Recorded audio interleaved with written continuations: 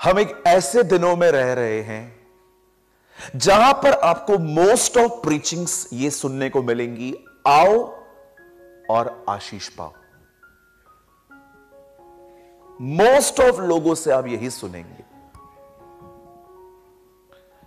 आजकल के प्रचारक को चर्च के अंदर जगह खाली नहीं देखनी है, थोड़ी भी मेरी जगह भरी हुई रहे। और दे नो जगह कैसे भरती है। सिंपल, जो लोगों को चाहिए वो प्रीच करो।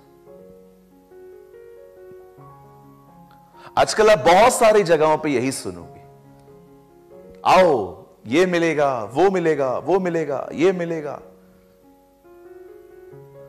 मैं एक दिन चैनल चेंज कर रहा था, मैंने एक प्रीचर को देखा। वो बोल रहे थे,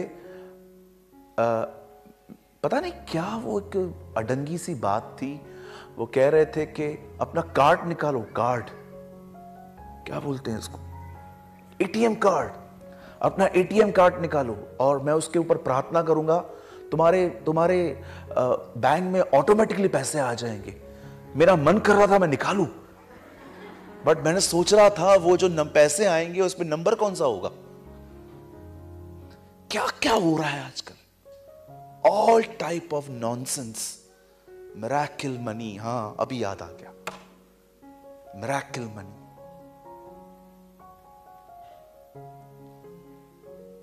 आप देखो क्या क्या हो रहा है। मैं ऐसे बहुत सारे भाइयों को जानता हूं, उनको अच्छे से पता है कि आजकल लोगों को चाहिए क्या।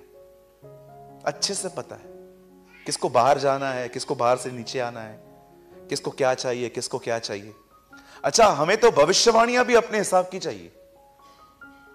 समझो मैं भाई याबेस को बुलाऊं और मैं उनको कहूं, ब्रदर आप प्रभु के लिए बहुत दुख उठाओगे, और याबेस भाई पहले ही कम दुखी हूं और दुख उठाऊं। लेकिन मैं अगर यहीं पर कह दूं, ब्रदर आप न्यूजीलैंड जाएंगे, पास्टर याबेस और बोलो और बोलो, आमीन आमीन आमीन। किसी ने मुझे बोला मेरे लिए फायर प्रेयर करो। मैंने कहा प्रभु मैं खुद तो बुझा हुआ हूं, इसके लिए फायर प्रेयर क्या करूं मैं। ये फायर प्रेयर होती क्या है, मुझे थोड़ा एक्सप्लेन कीजिए। अगर आप कोई पादरी हैं तो मैं यहां पर रुकूंगा, मुझे थोड़ा बताओ, मैं सच्ची में जानना चाहता हूं ये फायर प्रेयर होती क्या है। ये फायर बोलना भी नहीं आता इन लोगों को और फायर फायर करते रहते हैं, ये है क्या आखिर, थोड़ा बताइए मुझे प्लीज। मैं इधर रुकूंगा, मैं यहीं पर ठहर जाऊंगा 10 मिनट। मुझे please explain me what is fire.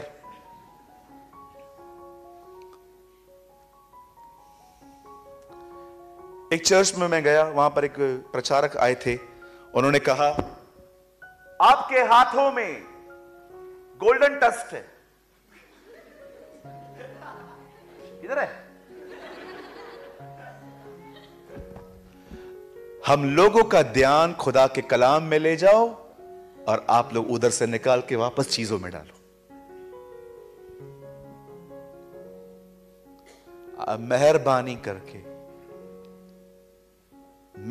करके समझो क्या चल रहा है। कभी उन लोगों ने यह प्रचार नहीं किया था, वो हमेशा प्रचार करते थे आदि में वचन था, वचन परमेश्वर के साथ था, वचन परमेश्वर था। आज कलीसिया को चीजों की तरफ फिरने की नीड नहीं है। We need the word of the Lord. हमें खुदा के कलाम की जरूरत है। मेरे चर्च में एक भाई आए थे, वो सबके लिए भविष्यवाणी करके गए, बहन आपके साथ ये होगा, भाई आपके साथ ये होगा। उनके साथ नहीं हुआ है, रोज मेरा खून पी रहे। पास्टर, ओ पास्टर, ऐसे बात करते कभी कभी गुंडों की तरह मुझसे। ओ पास्टर क्या हुआ, वो जो बोल के गया वो क्यों नहीं हुआ, उसको पकड़, मैंने क्या किया।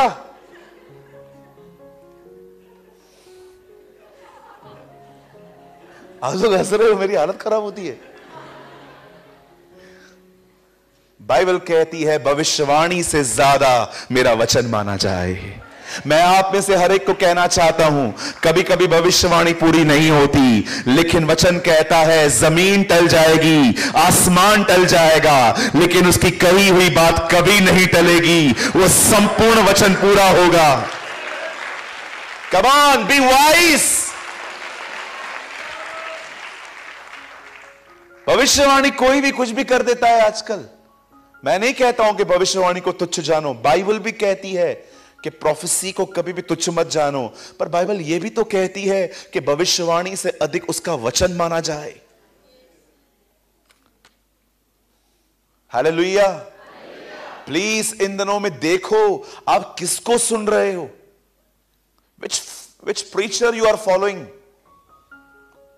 जिस भी बंदे को आप सुन रहे हो, क्या उसको सुनने के बाद, उसका वचन सुनने के बाद आपका दिल खुदा की तरफ फिर रहा है, कि सिर्फ उसके प्रचार से आपके अंदर अमीर और प्रसिद्ध और फेमस बनने की भूख और प्यास आ रही है? मैंने मॉर्निंग में भी कहा, मैं अभी भी कहता हूं, उन लोगों को सुनो जिनका प्रचार सुनने के बाद आपको बाइबल पढ़ने का और ज्यादा मन करे। हर उस प्रचारक को सुनो जो आपको बाइबल की तरफ फेर दे। आप जानते हो यहां क्या हुआ? खुदा का पाक कलाम कहता है हम उन दिनों में जी रहे हैं जहां पर हर कोई ये मिलेगा वो मिलेगा वाली बातें कर रहा है, लेकिन अब देखो जीसस कितना डिफरेंट है। How much different is he. Bible कहती है एक व्यक्ति मिला उससे, और वो व्यक्ति बहुत धनवान था, और खुदा का कलाम कहता है ही वॉज रिच। आप जानते हैं उन दिनों में अमीरों की पहचान होती थी, वो ऊंटों पे बैठते थे। आप पढ़ के देखिए, उन दिनों में ऊंट जिसके पास होते थे ना, मतलब फरारी है उसके पास। बाइबल बताती है अय्यूब के पास कितना सोना चांदी था उसका जिक्र नहीं है, कितने ऊंट हैं वो लिखे। आप जानते हो कितने ऊंट थे उसके पास? 6000। कहिए बाजू वाले को, अय्यूब के घर के बाहर 6000 मर्सिडीज बेंज खड़ी रहती थी। सोचो कितना अमीर था। 6000 ऊंट थे अय्यूब के पास। बाइबल कहती है यह बंदा ऊंट पे बैठा था और उसने यीशु को देखा, और जैसे इसने यीशु को देखा वो नीचे उतरा और वो प्रभु से कहता है, लॉर्ड अनंत जीवन पाने के लिए मैं क्या करूं? प्रभु से कहता है एक काम कर, आज्ञाओं को माना कर। बोलता है मैं तो ये सब कुछ करता हूं। तब खुदा उसको बड़े प्रेम से कहता है, कहिए प्रेम से। यहां लिखा है उसे प्रेम से देखा। कितने लोग को प्रेम से देखना आता है?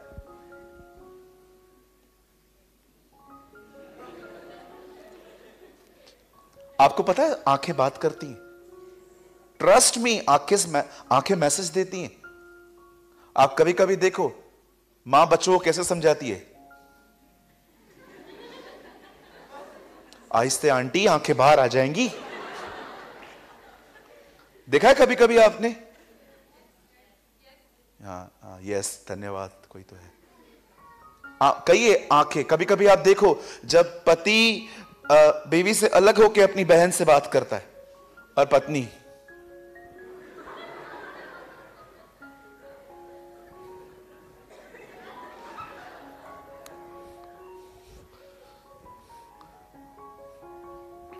कभी कभी आप देखो आपका बॉस आपको कैसे देखता है, ये काम बरोबर किया है? हां किया तो है। कई आंखें संदेश देती हैं। बाइबल कहती है जब पतरस ने यीशु का 3 बार इनकार किया, लिखा है यीशु ने उसकी ओर देखा। पता है उसकी आंखों ने उसको क्या कहा? Peter, I still love you, I still love you. आंखें संदेश देती हैं। हमेशा अपना देखने का तरीका बहुत शुद्ध बनाए रखें। एक परमेश्वर के दास ने कहा, अगर आपकी आंखों पे कंट्रोल नहीं है आपको, अगर आप किसी खूबसूरत चेहरे को देखकर अपनी फीलिंग्स को मेंटेन करना नहीं जानते, आप कभी व्यभिचार से बाहर नहीं आ सकते। कभी कभी कुछ जवान होते हैं जो किसी खूबसूरत चेहरे को देखते हैं और जब उनकी फीलिंग्स रेस्ट होती हैं तो वो जानते नहीं हैं कि उन फीलिंग्स को कैसे मेंटेन किया जाता है, कैसे अपना ध्यान हटाया जाता है। लेकिन कई लोग, मैं आपको सच कहता हूं, जब वो लड़कियों को देखते हैं पहले ऐसे देखेंगे,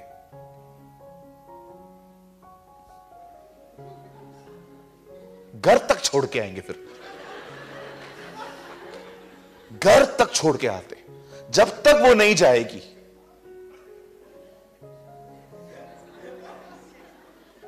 गई। कहो अपने बाजू वाले को, अपनी आंखों को कंट्रोल में रख। यस, ये बहुत जरूरी है। शिमशोन का बड़ा प्रॉब्लम क्या था? उसकी आंखें। हवा ने फल देखा और सोचा और खाया।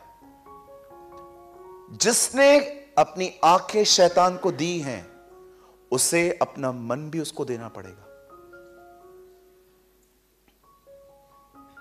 आप समझे?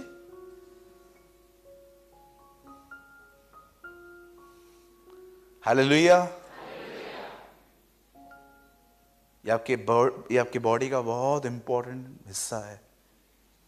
यीशु ने कहा अगर आंख अंधेरी हो जाए तो पूरा तेरा बदन अंधेरा हो जाएगा।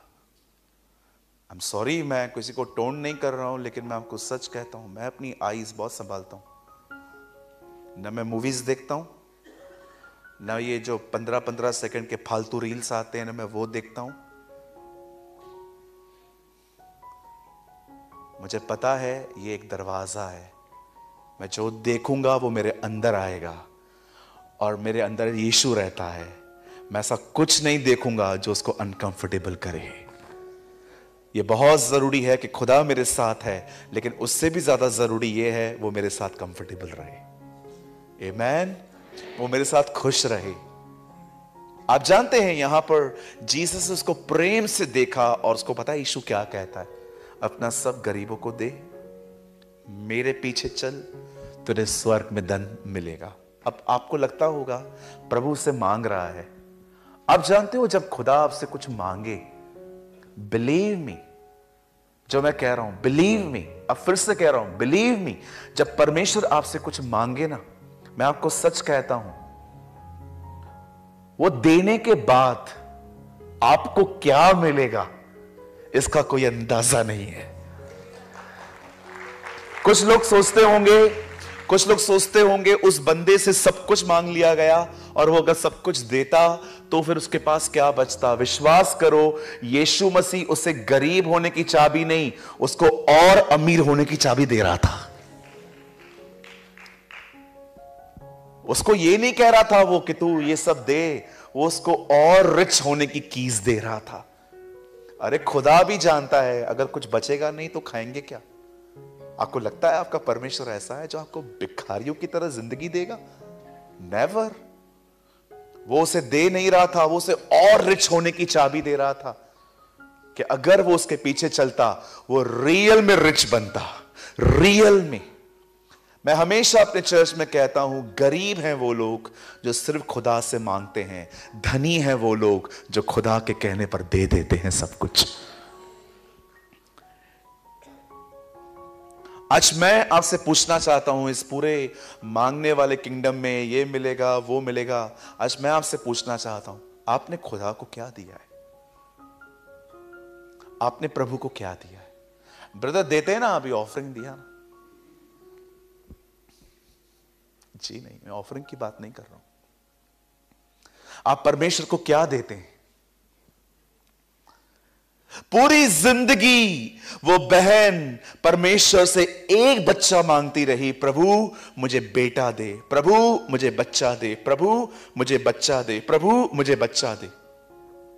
एक दिन उसने एली को देखा। एली जो उन दिनों का करप्ट प्रीस्ट था, जब उसने उसको देखा तो उसको ऐसा लगा कि नहीं, अब मुझे बच्चा नहीं मांगना चाहिए, अब मुझे कुछ ऐसा मांगना चाहिए जो परमेश्वर के राज्य में परमेश्वर की मदद कर पाए। उसने प्रभु से कहा, मुझे एक बच्चा दे दे, मैं वादा करती हूं वो बच्चा मैं तुझे वापस कर दूंगी। बाइबल कहती है उसी साल परमेश्वर ने हन्ना की सुद्धि ली और परमेश्वर ने उसे एक बच्चा दिया। नाउ लिसन टू मी, जब वो बच्चा दूध पीने तक घर में रहा, उसके बाद वचन कहता है वो उसे खुदा के घर में छोड़कर आई। आप यहां देखिए, मुझे बताइए, एक 5 साल के बच्चे को आप अपनी मां से अलग करके दिखाओ, उन दोनों की हालत देखो क्या होती है। बट सोचो उसका सैक्रिफाइस, अपने 5 साल के बच्चे को वो खुदा के पास छोड़ के आई। आप सोचो उसकी हालत क्या हुई होगी। बचपन से वो अपने बच्चे को ट्रेन करती थी, सुन थोड़ा टाइम ही तू मेरे पास है, तू मेरा नहीं है, तू खुदा का है, तुझे एक दिन यहां से जाना पड़ेगा। और उसका बच्चा देखो कितना ओबीडिएंट है, वो हमेशा ऐसा कहता होगा, यस मॉम, मैं चला जाऊंगा। जिन्होंने कुछ खोया है ना, वो इस चीज को समझ सकते हैं। जिन्होंने कुछ खोया है ना अपने लाइफ में, वो मेरी चीजों को समझ पाएंगे। क्या होता है बच्चे को देना, कितनी फीलिंग्स तंग करती होंगी उसको। 5 साल तक इतना तरस तरस के उसे बच्चा मिला था, और वो खुदा के घर में छोड़ के आई। और उसको भी देखो, उसका बच्चा भी देखो। आप जानते हो कलाम क्या कहता है, बाइबल क्या कहती है? परमेश्वर के संदूक के यहां पर साल में एक ही बार महायाजक जाता था। पर आप पढ़ के देखो, संदूक के पास में ही वो सोया करता था। मैं आपसे पूछना चाहता हूं, लॉ उसके लिए काम क्यों नहीं करता था? हर एक के लिए कानून था ना कि साल में एक बार कोई अंदर आए और अंदर आके खुदा के उस स्थान पे बलिदान करके जाए। पर वहां पर शमूएल क्यों सोता था? मैं आपको बताना चाहता हूं, कानून नौकरों के लिए होते हैं, बेटों के लिए कोई कानून नहीं होता। परमेश्वर जानता था वो बच्चा कौन है। आप सोचो, कभी 5 साल में कभी आपने बाइबल में पढ़ा कि एक दिन बच्चा रोया, उसने कहा मेरे को मम्मी के पास लेके चलो? या कभी हन्ना को ऐसा हुआ कि वो भाग कर आई, बोला नहीं प्रभु, मैं अपनी कमिटमेंट खत्म कर रही हूं, मुझे मेरा बच्चा चाहिए? See the sacrifice. आप सिर्फ मांगते रहते हो, इस बहन से देना सीखो, देना सीखो। क्या दिया है आपने, मुझे बताइए खुदा को। थिंक अबाउट दिस, क्या दिया है आपने? वो एक ही चीज से संतुष्ट होती थी, मेरा बच्चा वहां पर खुदा के लिए इस्तेमाल होगा।